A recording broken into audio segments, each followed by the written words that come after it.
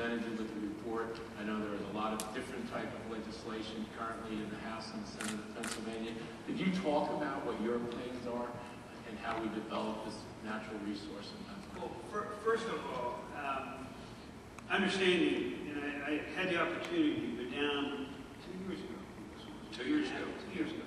And spend some time with Mr. Pickens and his congressman, who was kind enough to give me about an hour and a half to talk about it. It was a great learning experience. That's point one. Point two is about 4 years ago, I came here in preparation for my re-election as Attorney General. And that's when I started hearing something about this Marcellus shale and learned what it was and got involved in it. And saw the potential that we have in this state to make ourselves energy independent, just as Mr. Pickens said. One of the things that I did during the campaign, and I think he's here now somewhere, is I named an energy executive for Patrick Henderson. I stole him from the Pennsylvania Senate. Senator Yaws calling Mary Jo White. Very versed in the energy issues as they pertain to the country and to Pennsylvania. And the first thing we did was start working on the Marcellus. And as you know, we put together the Marcellus Commission. It brought together a number of facts, policies, recommendations to me. And I'm not going to scoop myself.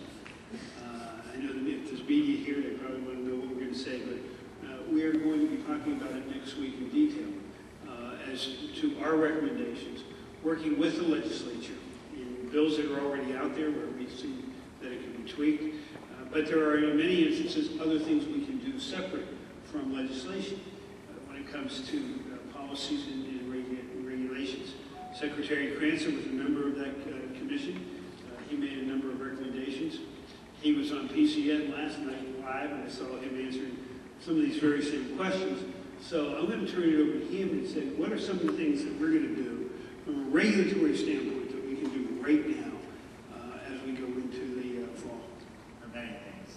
For example, we had recommended setback increases from water supplies and protecting water supplies. We had recommended increased disclosure of chemicals that are used.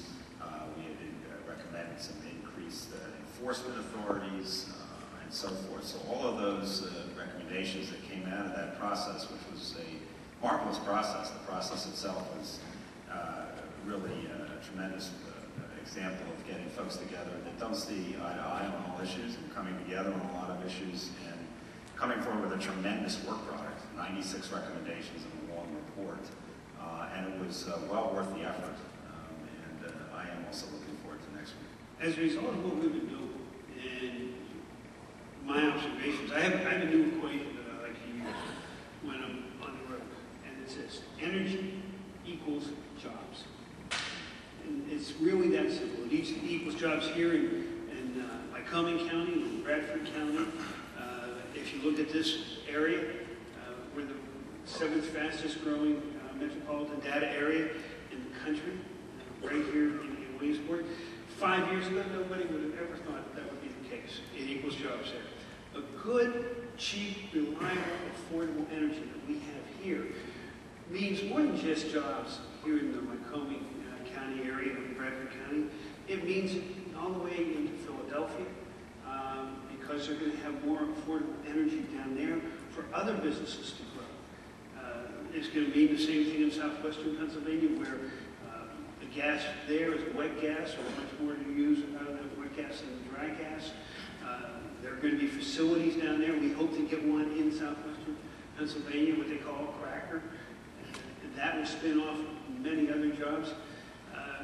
If you look at what companies look at, one of the first things that they look at in any type of manufacturing is what's the cost of energy. I think, Boone, you probably agree with me on that one. Oh, absolutely. Yep. Go ahead, Senator. I really appreciate what the governor is doing and what Secretary Cranston is doing, but it's really amazing. I was talking to Mr.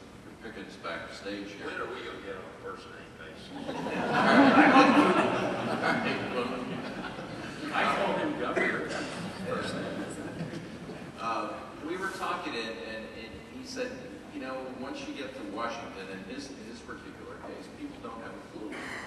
what's going on. And I appreciate very much what the governor and the secretary are doing. I still run into people, it's like they're in a fog. They don't know. And you know, we have the saying around here, once you go south of Interstate 80,